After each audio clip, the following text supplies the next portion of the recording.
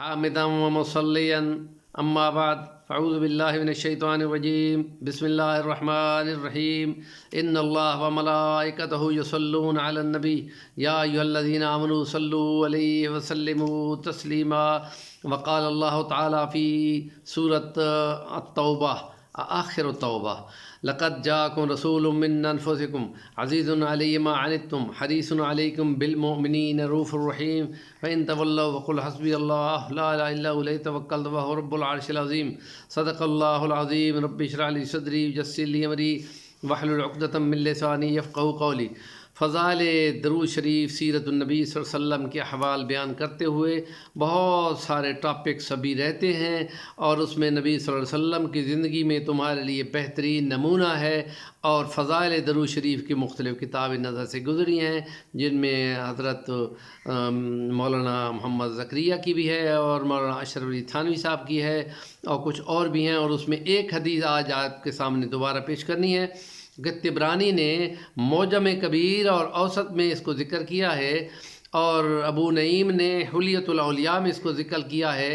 اور ابن شاہین نے ترغیب میں اس کو بیان کیا ہے کہ حضرت عبداللہ ابن عباس کی روایت ہے کہ نبی کریم صلی اللہ علیہ وسلم نے فرمایا کہ جو یہ درود پڑھتا ہے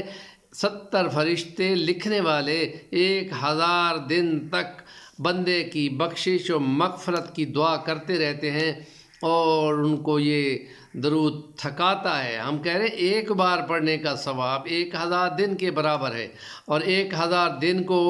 اگر آپ مہینے اور سالوں کی طرف تقسیم کریں تو جناب 2 سال 9 مہینے بنتے ہیں، اور ہم کہتے ہیں 9 مہینے بچہ ماں کے پیٹ میں رہتا ہے، اور جب وہ باہر تشریف لاتا ہے تو پھر 2 سال ماں اس کو پھر دوبارہ دودھ پلاتی ہے، تو گویا یہ آپ درود پڑھ رہے ہیں تو اپنی بچپن کی اس سٹیج میں، جس کے بعد آپ لڑکپن میں پہنچتے ہیں اور اس کے بعد بھاگنا دوڑنا شروع کر دیتے ہیں، تو یہ درود کی برکت سے آپ کو بہت زیادہ برکتیں حاصل ہوں گی۔ تو اس کا ہم اب نریشن کرتے ہیں، بیان کرتے ہیں۔ آپ نے فرمایا جزا اللہ عنا محمدن صلی اللہ علیہ وسلم ما هو آلہ، جزا اللہ بدلہ دے عنا ہماری طرف سے محمد صلی اللہ علیہ وسلم کو ما هو آلہ جس کے وہ زیادہ شایان شان حقدار ہیں۔ اے خدا تو ہی دے سکتا ہے، ہماری اتنی کہاں سکت ہے، اور تو خوب جانتا ہے کہ ان کی شان کیا ہے۔ بعد از خدا بزرگ تو ہی قصہ مختصر، تو شانیں وہ درود وہ مقام مرتبے وہ خدا ہی دے سکتا ہے۔ تو یہ عقیدت اور محبت کے ساتھ اس کو پڑھنا ہے، اور اس کو فجر کی نماز کے بعد، خاص طور پہ عشاء کی نماز کے بعد، وہ دونوں آیتیں سورۃ توبہ کی آخری ہیں،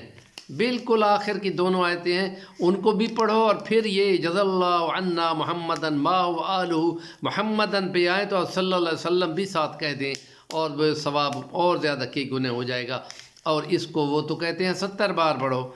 آپ سے جتنا ہو سکتا ہے مشقت میں ڈالنا، آسان ذکر اذکار دینے چاہیے جس میں آسانی ہو اور بندہ دھیرے دھیرے بڑھا سکتا ہے، تو وہ ضرور پڑھنی چاہیے۔ خاص طور پہ عشاء کی نماز کے بعد ضرور پڑھنا چاہیے، اور فجر کی نماز کے بعد جب موقع ملے تو ضرور پڑھ لینی چاہیے۔ وہ تو دونوں آیتیں بھی پڑھیں اور پھر اس درود شریف کو پڑھ لیں۔ ہمارے چینل کا نام ہے صفی الرحمن الوانی، ضرور سبسکرائب کر لیں، اپنے دوستوں کو بھی بتائیں، اور آگے اس کو فارورڈ کریں، اور الدال علی الخیر کفاعلہ پہ مصداق بن کے تاجر بن جائیں اور کمائیں آخرت کے ذخیرے۔